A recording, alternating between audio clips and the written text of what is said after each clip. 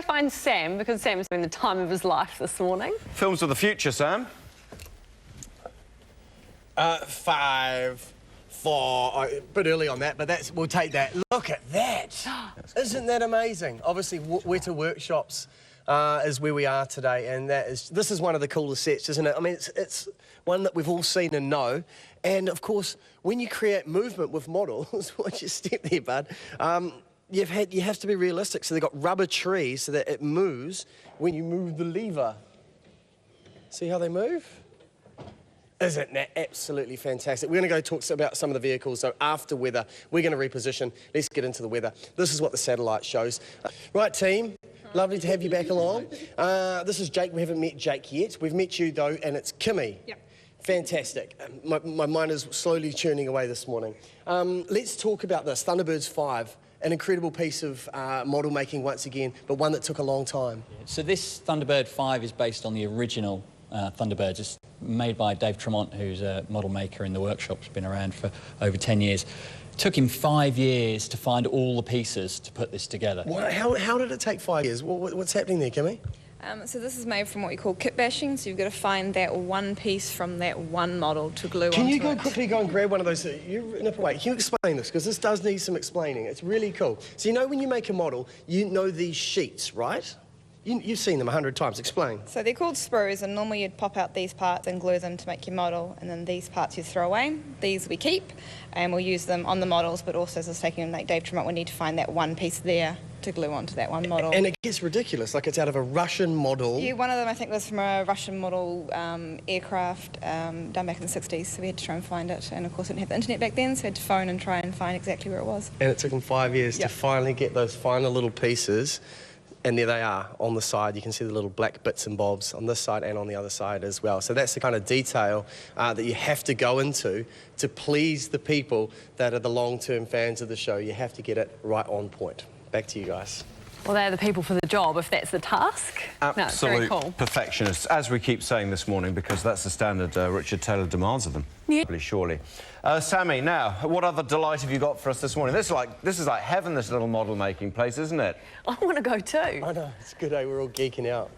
This is a cool one. Stephen Saunders joined us now, who's the chief model maker here at Thunderbirds. And what we're going to do now is we're going to create a landscape. So we've looked at the cars, we've looked at some of the model landscapes. Now we're actually designing some sand dunes and stuff like that. That's what is that a fair description of what we're doing? Yeah. Okay. All right. We'll do the weather, and then we'll see how this takes shape. And we've got tools as well.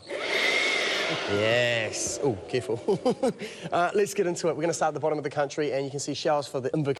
Pretty cool landscape, isn't it? If you're wondering where Weta Workshops fudged the moon landings, it was here. This is what they did. They did it here. And that's what we're doing. We're trying to create a lunar landscape, aren't we? So talk us through it, Stephen.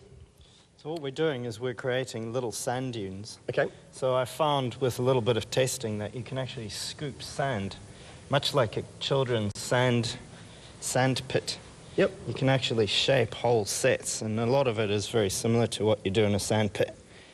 So you just make these little scoops, and you start the process, and then if I can get you to grab that machine, yep, you're actually just going to very lightly push the sand, and it'll start waving in exactly like it would in a desert environment. Okay, so is this for like dynamic landscapes, or is this actually us shaping it? Like, are we trying to create wind here or dunes? You know what I mean? We're creating dunes. Yep. So what you're doing is you're actually model making with air. There we go. So you see that beautiful line that's starting to form on the top of all of the dunes.